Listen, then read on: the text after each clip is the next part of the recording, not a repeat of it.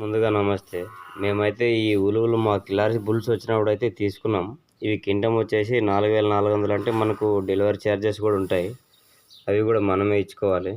ఉలువలు contract వచ్చేసి అనంతపురం ఆయన మనకు ఆన్లైన్ ద్వారా పరిచయం. అంటే మనం ఫేస్బుక్ ద్వారా చూసే ఈ ఉలువలు అనేది మనం కావాలని అడగడం జరిగింది.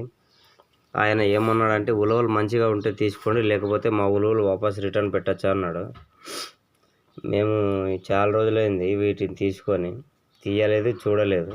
ఇప్పుడు తీరా చూస్తేనేమో ఇవన్నీ మొత్తం ఇదిగో ఇట్లా రాళ్ళు ఉన్నాయి అంతా ఈ ఉలువల నిండా. ఎవరైనా కొనేవాళ్ళు ఉంటే ఆన్లైన్లో చూసి మోసపోకండి. దగ్గరికి వెళ్ళి మీకు ఎన్ని కావాలన్నీ అక్కడే రేటు మాట్లాడుకొని చూసి మరీ తీసుకోండి. మేమైతే ఇప్పుడు జల్లెట్లో వేసాం. ఇవి చాలా వరకు అన్నీ వడకలుగా ఉన్నాయి, కంప్లీట్గా లేవు. చూడొచ్చు మీరైతే. మరి ఈ రకంగా ఉన్నాయన్నమాట. ఎవరు కూడా ఆన్లైన్లో కొని ఇలా నాలా మోసపోకండి.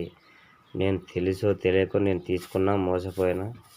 ఆయన ప్రొఫైల్ పిక్ కూడా పెడతాను. అనంతపురంలో ఆయన ఇవే పనికే మొత్తం వ్యాపారం చేస్తుంటాడు.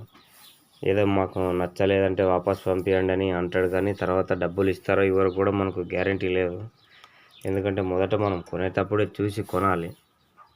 జల్లెడి కింద ఇంకా చాలా ఉసుక ఉంది, కావాలంటే ఇప్పుడు చూపిస్తాను, అలానే ఉండండి. చూడొచ్చు మీరు, ఇదంతా మొత్తం ఎర్ర నేలటి ఉసుకనే ఉంది ఎక్కువ శాతం. చూడండి ఎలా ఉంది. ఈ కింటం వచ్చేసి 4400 అయితే మనకు ఇచ్చారు. 4400 కింటం అను 300 700 మరి ట్రాన్స్పోర్ట్ ఖర్చు అయితే మనకే వేశారు. అది ఈ రకంగా ఉంటే మనం తీసుకున్నదే కింటంలో ఇవే ఒక 4-5 కేజీలు పోయేలా ఉన్నాయి. ఇంకా ఇగో కింటంలో ఈ కాస్తిని మాత్రమే మేము జల్లెట్లోకి వేసాం. ఇంకా 1.5 మూట అలానే ఉంది. రాయలన్నీ ఇలానే వస్తున్నాయి. అక్కడ కూడా సత్తా పుల్లలు అన్నీ తీసేసాం వేరే. చూడొచ్చు మీరు. ఎప్పుడు కూడా ఎవరు కూడా ఆన్లైన్లో తీసుకొని ఇలా మోసపోకండి. మరీ తెలియజేస్తున్నాను. నేను ఒకసారి తీసుకొని పొరపాటు చేశా, ఇంకెవ్వరు కూడా తీసుకోకండి. మీరు అక్కడికి వెళ్ళినా ఇంకా తక్కువ రేటుకే వస్తాయి. ఉలువలు పెద్ద రేటు కూడా లేవు. 4400 నేను తీసుకున్నప్పుడు అంటే అప్పుడు అంత రేటు కూడా లేవు. నేను ఒక డీలర్ దగ్గర తీసుకున్నాను మోసపోయి. మీరు ఎప్పుడు కూడా ఎవరి దగ్గర ఇలా తీసుకోకండి.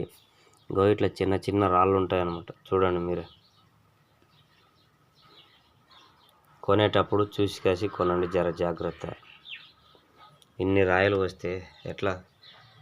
అదే రైతు అమ్మేటప్పుడు రాయలు ఉన్నాయి, ఉసుక ఉన్నాయని పేర్లు పెడతారు. మరి రైతు కొనేటప్పుడు కూడా మేము కూడా పేరు పెట్టాలి కదా. ఈ రకంగా ఉంటే ఎట్లా?